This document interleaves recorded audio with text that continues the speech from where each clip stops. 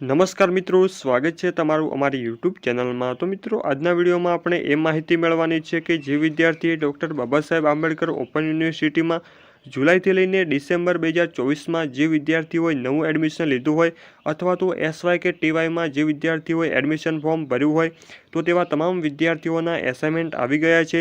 તો તમામ વિદ્યાર્થીએ એસાઇનમેન્ટ લખીને તમે જે કોલેજ પસંદ કરેલી હોય ત્યાં જઈને તમારે જમા કરાવી દેવાના રહેશે।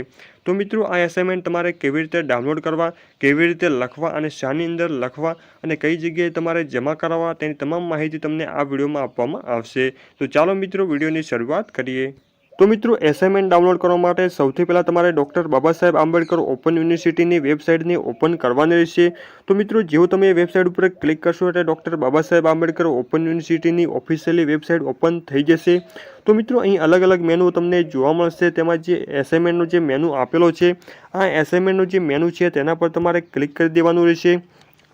જેવું તેના પર તમે ક્લિક કરશો એટલે આ મુજબનું પેજ જોવા મળશે। તો મિત્રો, અહીંયા સૌથી પહેલાં તમને લખેલું જોવા મળશે ઈ એસાઇનમેન્ટ ડાઉનલોડ, તેના પર તમારે ક્લિક કરી દેવાનું રહેશે। તો જેવું તેના પર તમે ક્લિક કરશો એટલે આ મુજબનું પેજ જોવા મળશે। તો મિત્રો, અહીંયા સૌથી પહેલાં તમારે એસાઇનમેન્ટ કેવી રીતે ડાઉનલોડ કરવા, તો મિત્રો અહીંયા કોર્સ નેમમાંથી તમને જે કોર્સ લાગુ પડતો હોય એટલે કે તમે જે કોર્સની અંદર એડમિશન લીધેલું હોય તે કોર્સ તમારે પસંદ કરવાનો રહેશે। દાખલા તરીકે મેં બીએમાં એડમિશન લીધું છે તો મારે બીએ ઉપર ક્લિક કરી દેવાનું રહેશે।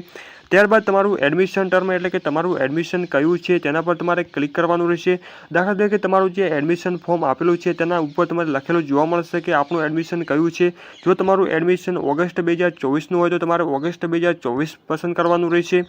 ત્યારબાદ તમારે સબ્જેક્ટ પસંદ કરવાનો રહેશે એટલે કે તમે જે એડમિશન ફોર્મ ભર્યું છે તે એડમિશન ફોર્મની અંદર તમામ સબ્જેક્ટ તમને જોવા મળશે। તો મિત્રો, આ જે સબ્જેક્ટ છે તેમાંથી એક એક કરીને તમામ સબ્જેક્ટ તમારે એસાઇનમેન્ટ ડાઉનલોડ કરી દેવાના રહેશે। દાખલા તરીકે મારો પહેલો સબ્જેક્ટ આ રાખેલો છે, મારે એના પર ક્લિક કરવાનું રહેશે।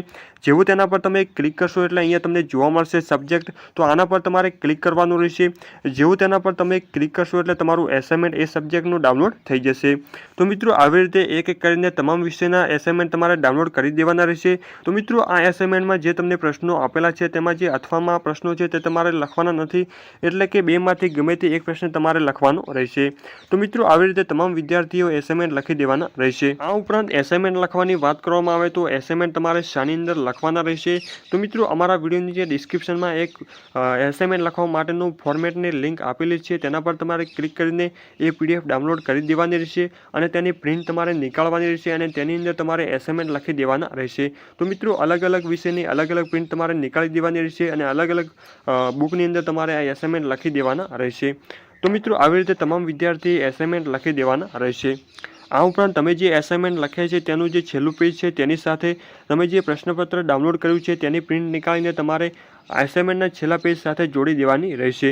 આ ઉપરાંત એસાઇનમેન્ટ જમા કરાવવાની વાત કરવામાં આવે તો તમે જે કોલેજ પસંદ કરેલી હોય સેન્ટર તરીકે ત્યાં જઈને તમારે આ એસાઇનમેન્ટ જમા કરાવવાના રહેશે। એટલે કે કોઈ પણ વિદ્યાર્થીએ યુનિવર્સિટીમાં તમારે એસાઇનમેન્ટ જમા કરાવવાના નથી, એટલે કે તમે જે કોલેજ પસંદ કરેલી હોય તે કોલેજમાં જઈને તમારે એસાઇનમેન્ટ જમા કરાવવાના રહેશે। તો મિત્રો, એસાઇનમેન્ટ જમા કરાવવાની લાસ્ટ તારીખની વાત કરવામાં આવે તો તારીખ 31/3/2025 સુધીમાં તમારે આ એસાઇનમેન્ટ લખીને જમા કરાવી દેવાના રહેશે।